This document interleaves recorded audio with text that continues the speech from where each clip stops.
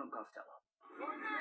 From an onboard fire to a plane crash and shattered cockpit windscreen, a busy Monday for aviation investigators.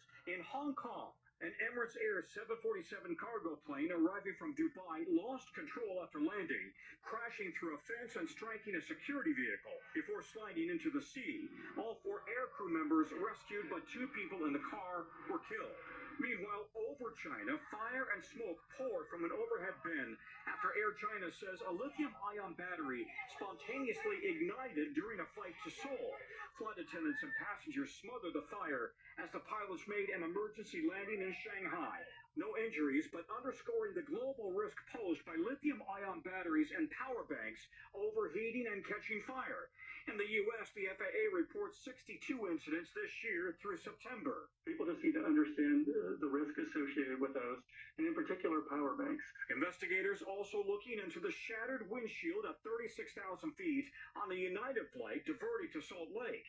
Analysts say possibly due to a heating element in the glass. The pilot's arm cut and bloody. Also tonight, we're watching airport delays nationwide. Since the government shutdown, the FAA has reported an increase in controllers calling out sick as they work without pay. Tom?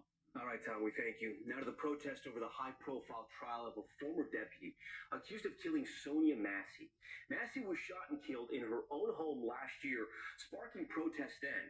Maggie Vespa has the latest, and a warning, some of the video you're about to see is disturbing.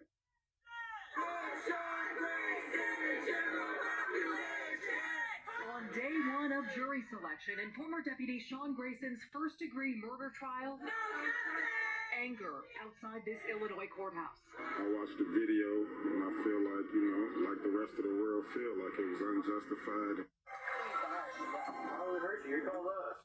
Last summer, 36-year-old Sonia Massey called 911 about a possible prowler, according to the Sangamon County Sheriff's Office.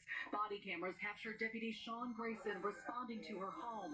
The mother of 2, whose family said she struggled with mental health issues, then picked up a pot of boiling water.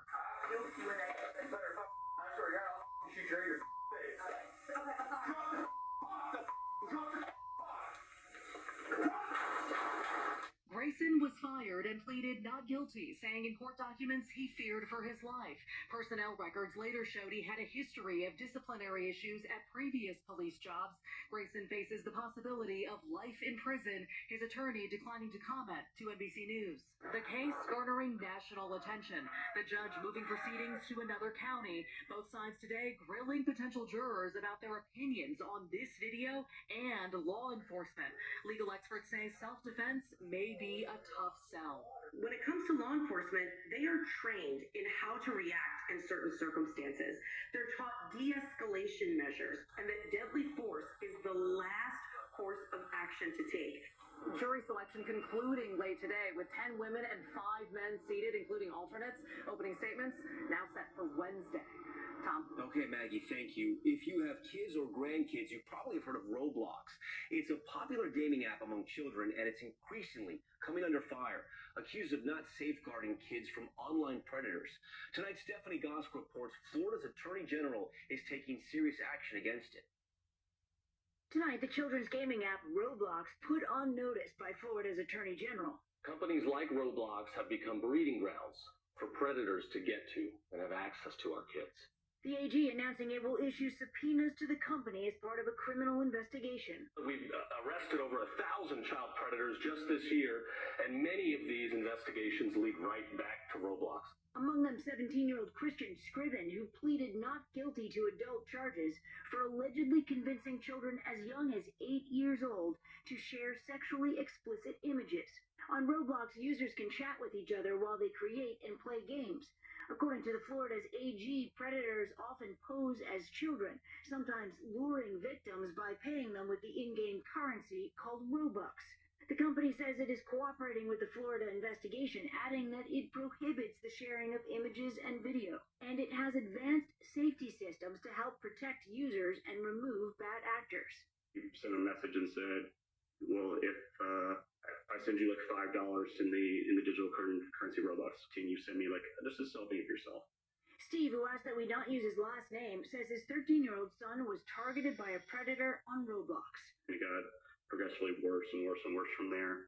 Before long, it was, well, I know where you live at because he found out our home address. Steve is one of dozens of people around the country who have filed lawsuits against Roblox, accusing the company of not doing enough to protect children. Roblox wouldn't comment specifically on Steve's lawsuit, but said their policies are purposely stricter than many other platforms, and said they limit chat for younger users. It is on these apps.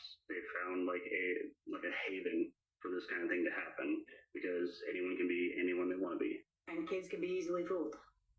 Yes, absolutely.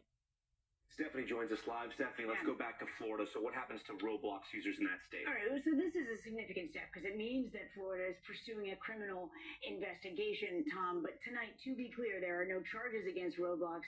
It is not accused of a crime. Okay, Stephanie Goss, good to see you. We're back in just a moment with the outrage tonight after a healthcare